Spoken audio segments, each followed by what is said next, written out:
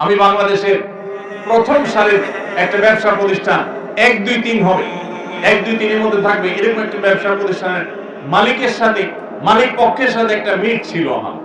সেই মিটিং এ আমাকে যিনি পরিচয় করা দিচ্ছেন, তিনি পরিচয় করা থেকে বলেছেন যে হুজুরের অনেক বক্তব্য সোশ্যাল মিডিয়াতে আছে ইত্যাদি ইত্যাদি। তখন ওই ভদ্রলোক তিনি বললেন যে সরি আমি ওনাকে চিনতে পারিনি। তো আমাকে যখন উনি চিনে নাই, স্বাভাবিকভাবে আমার কাছে একটু খারাপ লাগা কাজ করছে। লোকটা আমাকে চিনলো না, প্রথম সারির ব্যবসায়ী আর আমাকে চিনলো না, তার মানে তার সোশ্যাল মিডিয়াতে কোনো বিচরণ নাই। তখন উনি সাথে সাথেই নিশ্চিত করলেন যে ভাই সত্যি বলতে আমার ফেসবুক বা ইউটিউবে কখনো ঢোকার সুযোগ হয় না এবং এই অ্যাপগুলোই মোবাইলে নাই। তার এই কথা শোনার পর আমার আবার ওই যেটুকু কষ্ট হয়েছে সেটুকু ভালো লাগায় পরিণত হয়ে গেছে এবং রূপান্তর হয়ে গেছে। কোন প্রতিষ্ঠিত মানুষ যার দ্বারা বড় কিছু করা সম্ভব হয়েছে মোবাইলে আসক্ত ছিল সে, এটা কোনোদিনই সম্ভব নয়। যারা মোবাইলে সারাদিন ঘন্টাকে ঘন্টা স্ক্রল করতে থাকেন এইভাবে, অনুবীক্ষণ যন্ত্র দিয়ে যদি দেখা হয় তাহলে আমাদের আঙ্গুলের এই জায়গাটা দেখা যাবে ক্ষয় হয়ে গেছে। কারণ এই মোবাইল স্ক্রিনে এই পরিমাণ ঘষা হয়, ঘষতে ঘষতে ঘষতে ঘষতে আপনি লক্ষ্য করবেন ফেসবুক বা ইউটিউবে আপনি যখন এগুলো টানতে থাকেন এটার কোনো এন্ডিং নেই, শেষে এসে ঘুরতে থাকে ঘুরতে থাকে, মানে লোড হচ্ছে আপনি অপেক্ষা করেন, কোনো এন্ডিং আছে? এন্ডিং নেই। তার মানে কি এটা মানুষের জীবনের জন্য ধ্বংসাত্মক, অর্থাৎ এই নেশা আসক্তি। আপনি সোশ্যাল মিডিয়া ব্যবহার করেন, মোবাইলকে আপনি ব্যবহার করেন, মোবাইল যদি আপনাকে ব্যবহার করে তাহলে আপনার ধ্বংস নিশ্চিত। কোনোভাবেই আপনি মোবাইলের আসক্তি থেকে বের হতে না পারলে আপনার জীবনে ভালো কিছু করা সম্ভব হবে না। সবাই মোবাইলের আসক্তি থেকে বের হয়ে আসবো তো ইনশাআল্লাহ। এই জন্য প্রথমত যারা ছাত্র মানুষ তারা সাধারণত বাটন ফোন খুব বেশি দরকার হলে ব্যবহার করবেন, স্মার্টফোনে যাবেন না। আমি প্রায় সময় বিভিন্ন জায়গায় শেয়ার করার চেষ্টা করি। আমার 17 বছরের ছেলে আলহামদুলিল্লাহ এসএসসি পরীক্ষা দিয়েছে, হাফেজ হয়েছে, মাদ্রাসা পড়ছে। আমার এই ছেলে তার কোনো ফোন নাই, কোচিং এ যায়, পড়তে যায়, তার কোনো ফোনের প্রয়োজন হয় না।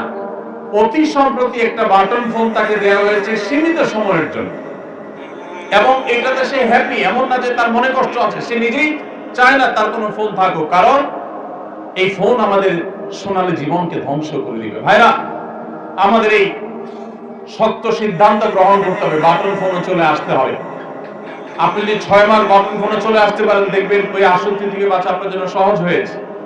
এবং যদি সম্ভব হয় আপনি মোবাইলটা হয় বিক্রি করে ফেলেন, না হয় জমা দেন, কিছুদিনের জন্য কষ্ট হবে, এরপর দেখবেন আপনি অত্যন্ত সুন্দর একটা জীবন যাপন করছেন। সবাই চেষ্টা করতে পারবেন ইনশাআল্লাহ।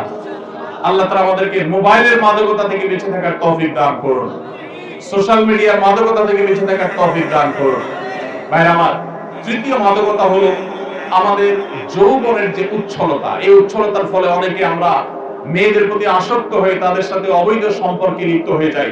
বিশেষ করে পশ্চিমা সভ্যতার যে থাবা, এই থাবা মিডিয়ার মাধ্যমে, নাটকের মাধ্যমে, সিনেমার মাধ্যমে, নানা মাধ্যমে আমাদের সমাজে ছেয়ে গেছে, যার কারণে আমাদের তরুণদের চরিত্র ধ্বংসের দ্বারপ্রান্তে চলে গেছে। আমি আপনাদেরকে আজ আহ্বান করতে চাই, আপনার চরিত্রকে আপনি হেফাজত করুন। আমাদের প্রিয় নবী সাল্লাল্লাহু আলাইহি ওয়াসাল্লাম বলেছেন, যে ব্যক্তি তার দুটি অঙ্গকে হেফাজত করার, এটাকে অপাত্রে ব্যবহার না করার ব্যাপারে সংকল্প করবে আর এই দুটি অঙ্গের দায়িত্ব নিবে, নবী সাল্লাল্লাহু আলাইহি ওয়াসাল্লাম বলেছেন আমি তার জান্নাতের দায়িত্ব নিলাম। তার একটি হলো ঠোঁট, মুখ। এই মুখ দিয়ে সে কখনো মাদক গ্রহণ করবে না, মুখ দিয়ে মিথ্যা বলবে না, মুখ দিয়ে গালমন্দ করবে না, মুখ দিয়ে মন্দ কথা বলবে না, গায়ের জোর খাটাবে না, মাস্তানি খাটাবে না, গুন্ডামি করবে না, অপরাধ করবে না, বেয়াদবি করবে না, এই মুখ দিয়ে কোনো অন্যায় করবে না। এবং সে তার লজ্জাস্থানকে যদি কন্ট্রোল করতে পারে, তার ইজ্জতকে, সম্ভ্রমকে যদি সে নিয়ন্ত্রণ করতে পারে, বৈধ বিবাহের আগ পর্যন্ত সে হারাম কোন রিলেশন, অবৈধ প্রেম, অবৈধ ভালোবাসার কথা যদি সে না পাওয়া, এই ব্যক্তিকে নবী করিম সাল্লাল্লাহু আলাইহি ওয়াসাল্লাম জান্নাতের গ্যারান্টি নেওয়ার কথা বলেছেন। অতএব এই মাদকতা থেকেও আমাদেরকে মুক্ত হতে হবে, এটি ছাড়া আমরা কখনো আদর্শ মুসলমান হতে পারবো না।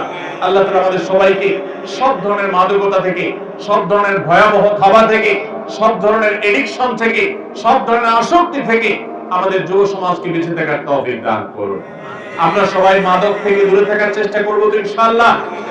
মনে রাখবেন, 5 ওয়াক্ত নামাজে যদি আপনি অভ্যস্ত হন, সৎ সঙ্গী যদি আপনি অবলম্বন করেন, মোবাইল ফোনের নেশা থেকে যদি আপনি বেঁচে থাকতে পারেন, তাহলে এই তিনটি কাজ আপনার ক্যারিয়ারকে সুন্দর করবে, আপনার পারিবারিক বন্ধনকে মজবুত করবে, আপনার ভবিষ্যৎকে উজ্জ্বল করবে এবং আপনাকে ভালো মানুষ হতে সাহায্য করবে।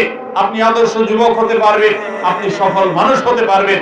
মনে রাখবেন, আমার ডানে বামে যারা বসে আছেন তারা অনেকেই আপন আপন জায়গায় তাদের ক্যারিয়ারে তারা সফল মানুষ। আপনি লক্ষ্য করে দেখবেন, তাদের সাথে কথা বলে দেখেন, ছাত্র জীবনে তারা কেউ, তখন তো স্মার্টফোন আবিষ্কার হয়নি বা স্মার্টফোনের ব্যবহার ছিল না সেভাবে, তারা কেউ কিন্তু এ জাতীয় কোনো বিষয়ে আসক্ত ছিলেন না। ছাত্র জীবনে যারা এই সমস্ত বিষয়ে, আমি যে কয়েকটা মাদকের কথা বললাম, এই সমস্ত মাদকতায় যারা আসক্ত থাকে, এদের দ্বারা জীবনে কোনো কিছুই করা সম্ভব হয় না। তাদের দুনিয়া ধ্বংস, আখিরাত ধ্বংস। একটা সময় আফসোস করে, তখন আর ব্যাক করার, পেছনে আসার কোনো সুযোগ থাকে না। আপনি যত সফল মানুষ দেখবেন, তারা পড়াশোনা করেছেন ছাত্র জীবনে মনোযোগ দিয়ে, সামাজিক কাজ করেছেন। আপনারা যুবক, এটি একটা যুব কল্যাণ সংঘ, রেজাকপুর মানব কল্যাণ যুব সংঘ। আপনাদেরকে আমি বলতে চাই, মানুষের কল্যাণে কাজ করেন। আপনারা দেখেন, আজকে আমাদের আসুন্নাহ ফাউন্ডেশন থেকে আমরা কোটি কোটি টাকা চ্যারিটি করছি সারা দেশে, সারা দেশের প্রান্তে প্রান্তরে। আপনারা অনেকে হয়তো জানেন না, আমি ছাত্র জীবন থেকে, আমি খুব ছোট থাকতে আমি মানব সমাজমূলক নানামুখী কাজ করার চেষ্টা করতাম। আমি মাত্র পড়াশোনা শেষ করেছি এবং একটা মসজিদের দায়িত্ব নিয়েছি মিরপুরে। তখন বাগেরহাটে সিডর হয়েছে। সিডরের আঘাতে লন্ডভন্ড হয়ে গেছে বাগেরহাট খুলনার ওই অঞ্চলটা। এক ট্রাক কাপড় চোপড়, পুরাতন কাপড় চোপড় ঢাকার মিরপুর এলাকার মানুষের ঘরে ঘরে গিয়ে তাদের কাছ থেকে কালেকশন করে 1,16,000 টাকা একটা বান্ডেল নিয়ে মসজিদ কমিটির দায়িত্বশীলদেরকে সাথে নিয়ে আমি সশরীরে সিডর এলাকায় গিয়েছি। সেখানে একাধিক মসজিদ নির্মাণ করেছি ভিন্ন উদ্যোগে। আর এই টাকাগুলো আমরা এবং এই কাপড় চোপড়গুলো সেখানে বিতরণ করেছি, খাদ্য বিতরণ করার চেষ্টা করেছি। ভাইরা আমার, আপনারা যারা বয়সে তরুণ, আপনাদেরকে আমি বলবো, আপনার রাস্তাঘাট কালভার্ট যদি ভেঙে যায়, সৎ উদ্যোগে স্বেচ্ছাসেবা দিয়ে, নিজের শ্রম দিয়ে সেটাকে ঠিক করার জন্য, মেরামত করার জন্য আপনারা উদ্যোগ নেন। আপনারা গরিব মানুষ, সবাই মানুষ কারা আছে তাদের অভাব দূর করবার জন্য উদ্যোগ নেন। এই যে কোরবানির ঈদ আসছে, কারা গরিব মানুষ তাদের বাসায় কোরবানি হচ্ছে না, তাদের বাসায় কোরবানি গোশত পৌঁছে দেওয়ার জন্য উদ্যোগ গ্রহণ করেন।